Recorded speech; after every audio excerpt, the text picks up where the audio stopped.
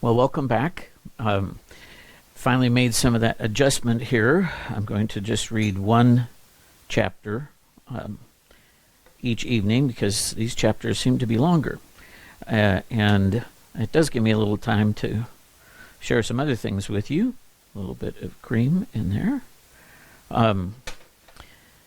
Because one of the things, one lump, one of the things that's been fun for me is to go back and remember some of the opportunity to go over and be in England and to visit C.S. Lewis's house and to enjoy some of those customs that he writes about in Narnia, and certainly tea is one of them. One of the things at tea again is they not only have cookies and other treats, even some sandwiches. This is the traditional cucumber sandwich. So I'm told it's just bread and butter and cucumbers.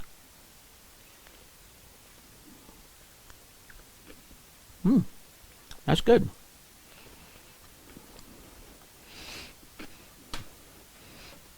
That may seem kind of strange. My parents grew up during the Depression. They were always happy to have whatever they could have. And I remember when I was growing up, my mother would, because she had learned to do this during the Depression, she would eat radish sandwiches. You slice up little pieces of radish and put it on bread and butter. And I can remember thinking, oh my goodness. But my freshman year in college at one point, because while my roommate and I were able to have a full-size refrigerator, we didn't always have the money to put anything in it. And I can remember one end of the month before I was getting any more money, and the only thing we had left, and we were really hungry, was butter and soda crackers. So we just put butter on soda crackers and ate the soda crackers. So it is about being grateful for what you've got. I'm happy never to have to have eaten bear meat. But. Okay, back to the story. Chapter 10, The Return of the Lion. To keep along the edge of the gorge was not so easy as it had looked. Before they had gone many yards, they were confronted with young fir woods growing at the very edge, and after they had tried to go through these, stooping and pushing for about 10 minutes, they realized that, in there, it would take them an hour to do half a mile. So they came back out again and decided to go around the fir wood. This took them much farther to the right than they wanted to go, far out of the sight of the cliffs and out of the sound of the river, till they began to be afraid that they had lost it altogether. Nobody knew the time, but it was getting to the hottest part of the day. When they were able at last to go back to the edge of the gorge, nearly a mile below the point from where they had started, they found the cliffs on their side to be a good deal lower and more broken. Soon they found a way down into the gorge and continued the journey to the river's edge. But first they had a rest and a long drink. No one was talking any more about breakfast or even dinner with Caspian.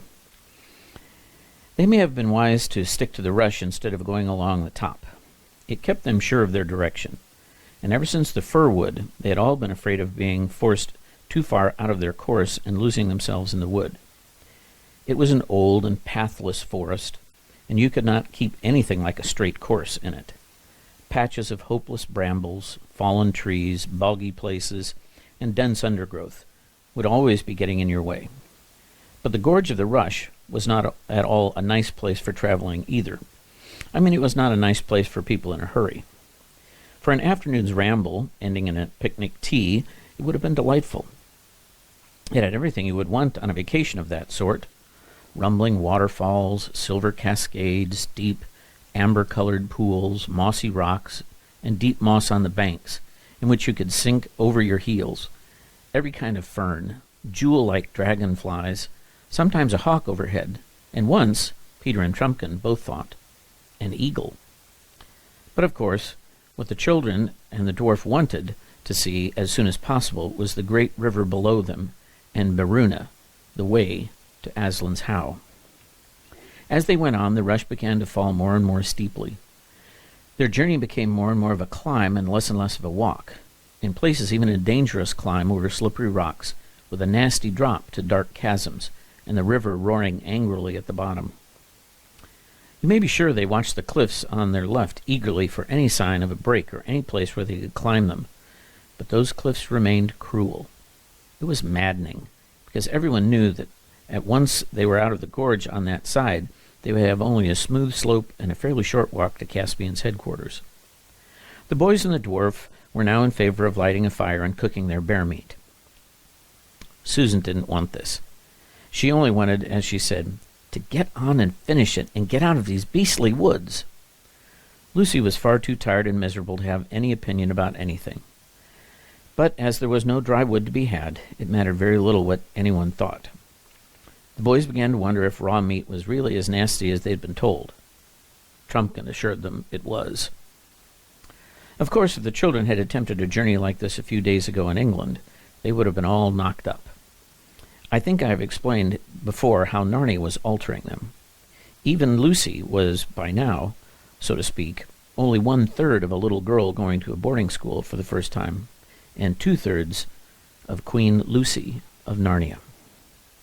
"At last," said Susan. "Oh, hooray," said Peter. The river gorge had just made a bend, and the whole view spread out beneath them. They could see the open country stretching before them to the horizon, and between it and them the broad silver ribbon of the great river. They could see the specially broad and shallow place which had once been the fords of Beruna, but was now spanned by a long, many-arched bridge. There was a little town at the far end of it. "By Jove," said Edmund, "we fought the Battle of Beruna just where that town is." This cheered the boys more than anything.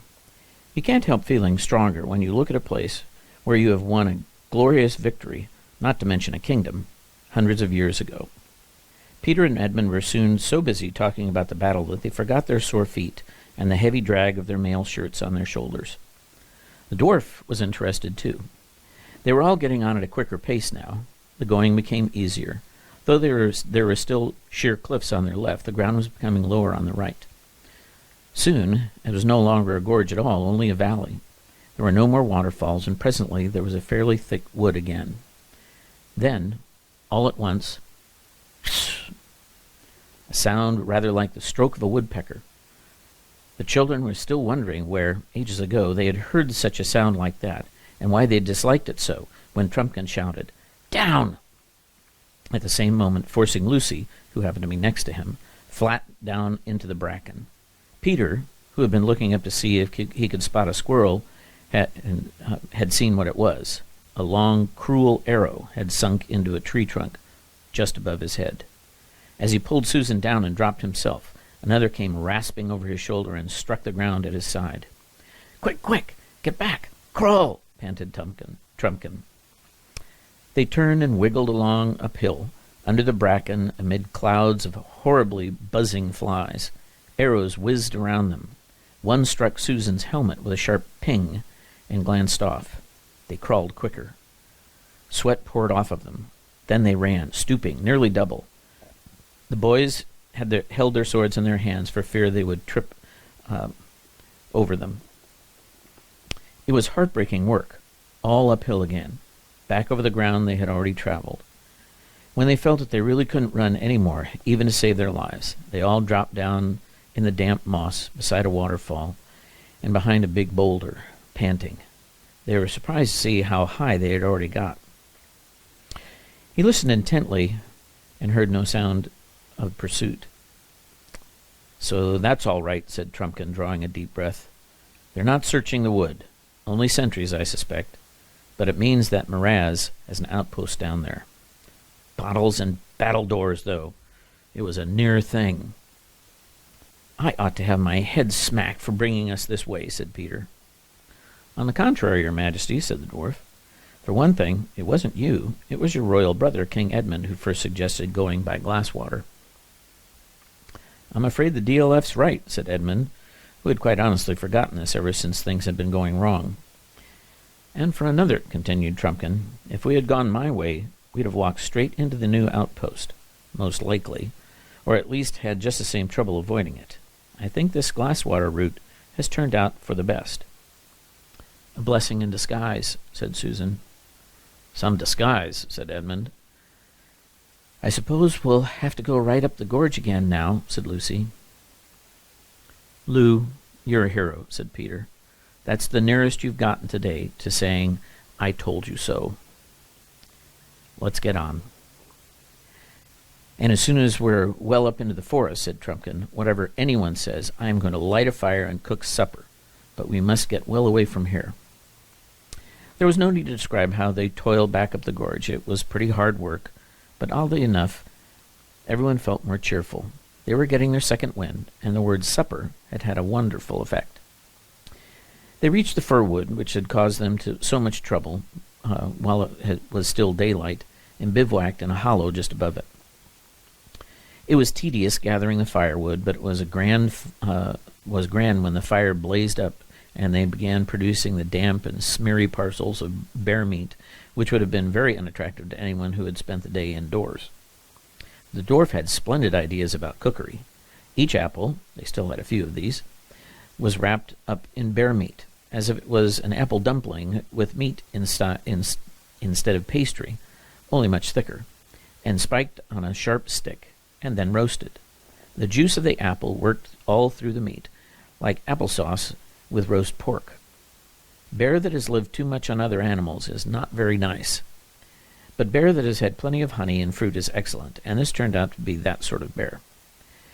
It was a truly glorious meal, and of course no washing up, only lying back and watching the smoke from Trumpkin's pipe, and stretching one's tired legs and chatting.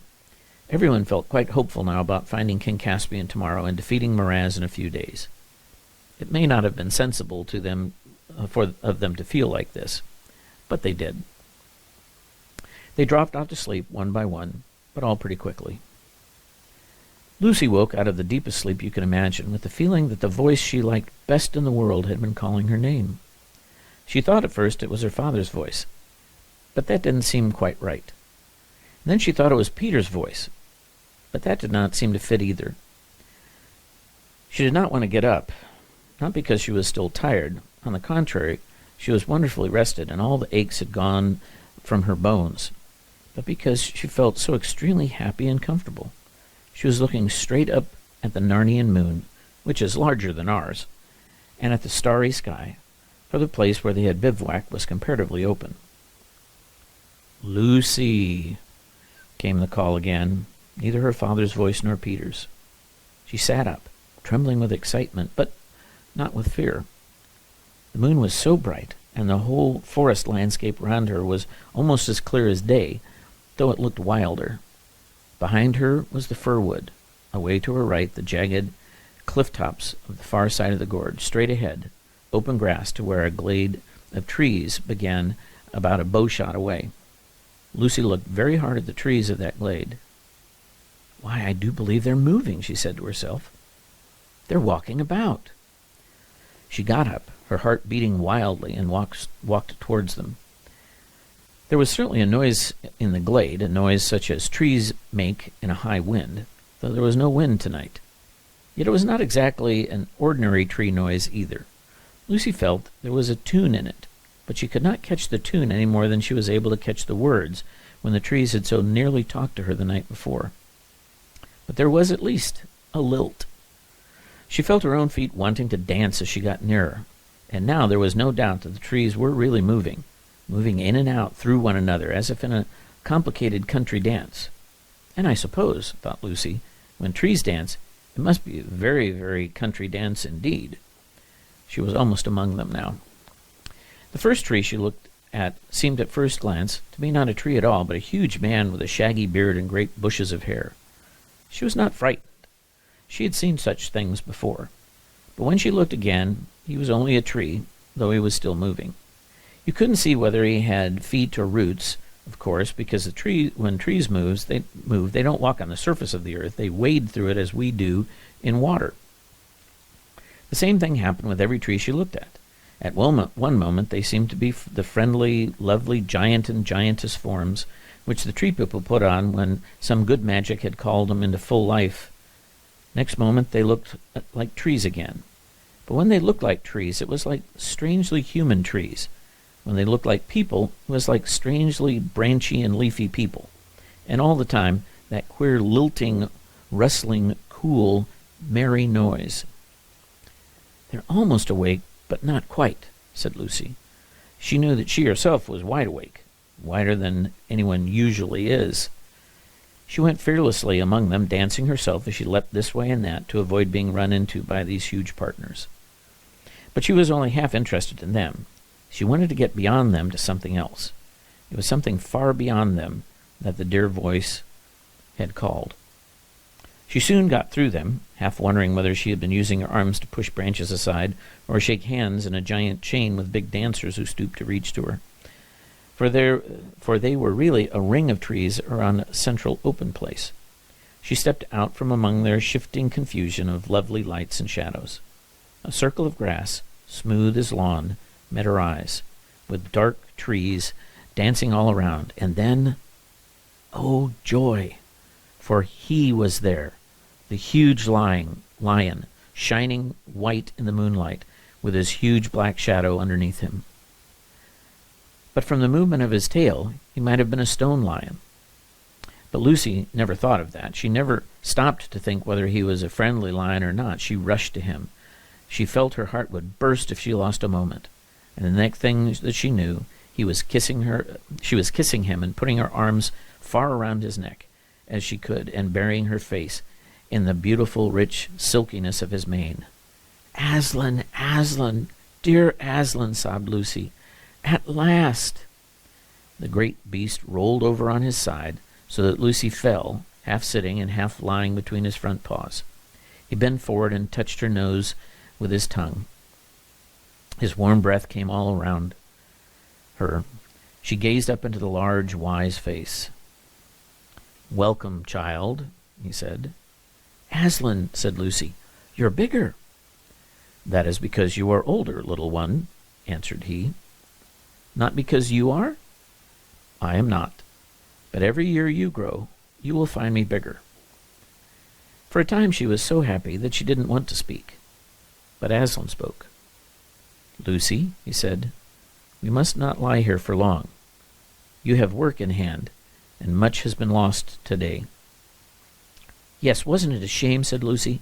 "I saw you all right. They wouldn't believe me. They're all so—" From somewhere deep inside Aslan's body, there came the faintest suggestion of a growl. "I'm sorry," said Lucy, who understood some of his moods. "I didn't mean to start slanging the others. But it wasn't my fault anyway, was it?" The lion looked straight into her eyes. "Oh, Aslan," said Lucy, "you don't mean it was? How could I? I couldn't have left the others and come up to you alone. How could I? Don't look at me like that." "Well, I suppose I could." "Yes, and it wouldn't have been alone, I know, if I was with you. But what would have been the good?" Aslan said nothing. "You mean," said Lucy rather faintly, "that it would all have turned out all right? Somehow? But how? Please, Aslan, am I not to know?" "To know what would have happened, child?" said Aslan. "No. Nobody is ever told that." "Oh, dear," said Lucy. "But anyone can find out what will happen," said Aslan. "If you go back to the others now and wake them up, and tell them you have seen me again, and that you must all get up and follow me, what will happen? There's only one way of finding out." "Do you mean that is what you want me to do?" gasped Lucy. "Yes, little one," said Aslan. "Will the others see you too?" asked Lucy. "Certainly not at first," said Aslan. "Later on. It depends." "But they won't believe me," said Lucy. "It doesn't matter," said Aslan. Oh dear," said Lucy, "and I was so pleased at finding you again. I thought that you'd let me stay. I thought that you'd come roaring in and frighten all the enemies away, like last time. And now everything is going to be horrid." "It is hard for you, little one," said Aslan, "but things never happen the same way twice. It has been hard for all of us in Narnia before now." Lucy buried her head in his mane to hide from his face, but there must have been some magic in that mane. She could feel lion strength going into her. Quite suddenly she sat up. "I'm sorry, Aslan," she said. "I'm ready now." "Now you are a lioness," said Aslan. "And now all Narnia will be renewed. But come, we have no time to lose." He got up and walked with stately, noiseless paces back to the belt of the dancing trees, through which she had just come, and Lucy went with him, laying a rather tremulous hand on his mane. The trees parted to let them through, and for 1 second assumed their human forms completely. Lucy had a glimpse of a tall and lovely wood goddess, gods and goddesses all bowing to the lion. The next moment they were trees again, but still bowing, with such graceful sweeps of branch and trunk that their bowing itself was a kind of dance. "Now, child," said Aslan, when they had left the trees behind them, "I will wait here. Go and wake the others, and tell them to follow. If they will not, then you at least must follow me alone." It's a terrible thing to have to wake 4 people, all older than yourself, and all very tired, for the purpose of telling them something they probably won't believe and making them do something they certainly won't like. "I mustn't think about it. I must just do it," thought Lucy. She went to Peter first and shook him. "Peter," she whispered in his ear, "wake up, quick. Aslan is here. He says we've got to follow him at once." "Certainly, Lou. Whatever you like," said Peter unexpectedly. This was encouraging, but as Peter instantly rolled around and went to sleep again, it wasn't much use. Then she tried Susan. Susan did really wake up, but only to say in her most annoying grown-up voice, "You've been dreaming, Lucy. Go to sleep again." She tackled Edmund next. It was very difficult to wake him, but when at last she had done it, he was really awake and sat up. "Huh?" he said in a grumpy voice. "What are you talking about?" She said it all over again. This was one of the worst parts of her job, for each time she said it, it sounded less convincing. "Aslan?" said Edmund, jumping up. "Hooray! Where?" Lucy turned back to see where she could see the lion waiting, his patient eyes fixed upon her.